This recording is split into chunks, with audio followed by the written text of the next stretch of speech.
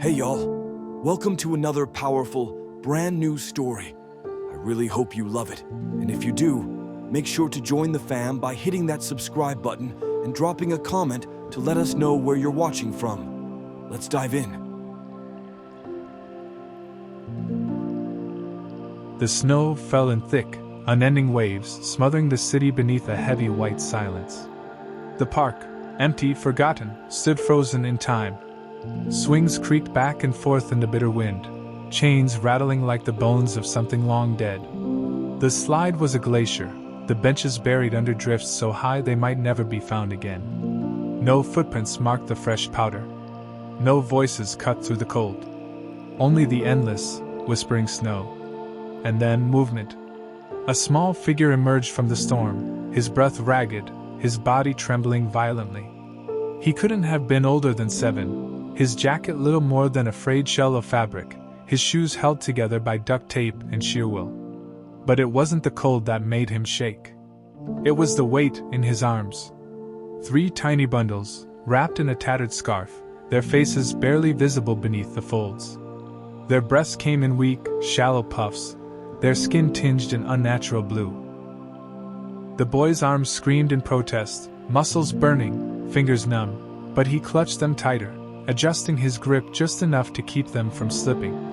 "Just a little further," he whispered, though he had no idea where further was. 2 nights earlier, he had been digging through a dumpster behind a diner when he heard it, a sound so soft it could have been the wind. But he knew better. He'd learned to recognize cries that went unanswered. Inside a soggy cardboard box, half buried in trash, were 3 newborns. Their lips were cracked, their skin nearly translucent with cold. Someone had wrapped them in a dish towel and left them there like discarded receipts. The boy had waited. Surely someone would come back. No one did. So he did the only thing he could. He lifted them into his arms and walked. Now, his legs threatened to give out beneath him. The snow soaked through his shoes, the cold biting deep into his bones. One of the babies let out a weak whimper, a sound so fragile it barely existed. The boy bent his head, pressing his chapped lips to its forehead. "I've got you," he breathed. "I'm not leaving you." Then collapse. His knees buckled. The snow swallowed him whole. The babies, still clutched against his chest, were the only warmth left in the world. His vision blurred at the edges, darkness creeping in. "Sorry," he choked, as the cold seeped into his lungs. "I tried." A shadow loomed over him. Black gloves brushed his cheek. A voice, rough but urgent. "Look at me, son!" The boy squinted upward. A man in a wool coat knelt beside him, his face etched with something the boy didn't recognize, fear. Fear for him. The man ripped off his coat without hesitation, swaddling the infants first before wrapping the boy in what remained. Then, with surprising strength, he lifted him like he weighed nothing at all. "You're safe now," the man murmured, and for the first time in his life, the boy almost believed it. The ambulance arrived in a whirl of sirens and flashing lights.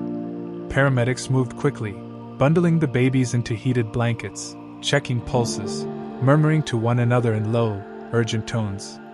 The boy fought to stay conscious, his hand twitching toward the infants even as they were lifted away.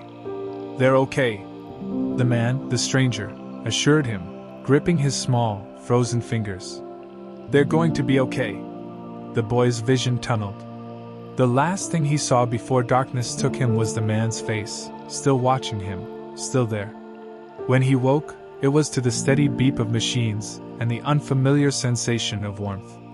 The hospital room was bright, sterile. The babies, his babies, were in small cribs beside him, swaddled in clean blankets, their cheeks pink with life. The man from the park sat in a chair nearby, his coat gone, his sleeves rolled up to reveal a watch that probably cost more than the boy had ever seen in his life. "You're awake," the man said, relief softening his voice. The boy tried to sit up, but his body refused. "Who are you?" he croaked. The man hesitated, then leaned forward. "Someone who saw you," he said simply. The boy didn't understand. No one saw him. Not really. But the man stayed. Days passed. The hospital released them, though the boy had no idea where they would go. He half expected to be handed over to strangers, to disappear into the system like so many others. Instead, the man took them to a house so big it didn't seem real, a mansion of marble and glass, with rooms that echoed and halls that stretched endlessly. The boy stood frozen in the foyer, the triplets clutched against his chest, his heart hammering. "This is yours now," the man said softly. The boy didn't move. "Why?" The man knelt, eye level with him.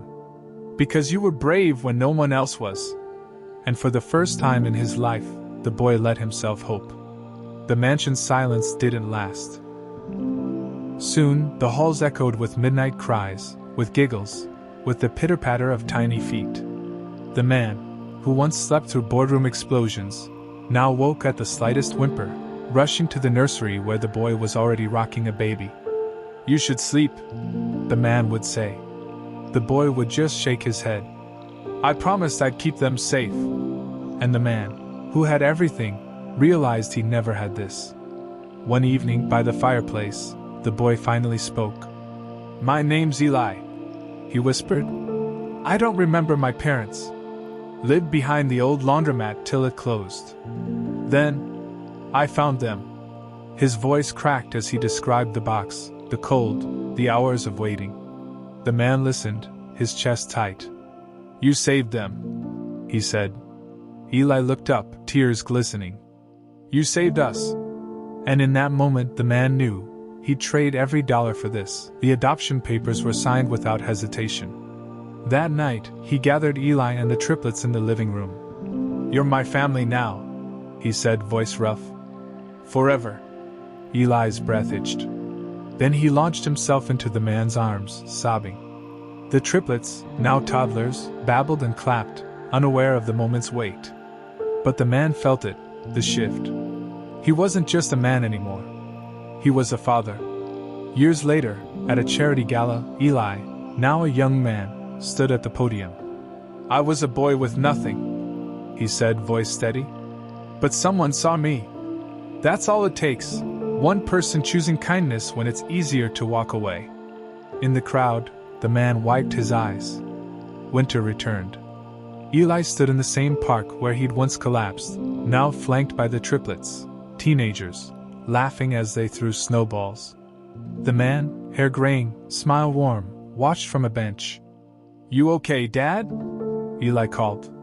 The man nodded. "Perfect." Because the boy who'd carried winter in his arms had taught him how to live in it. And that was worth more than gold.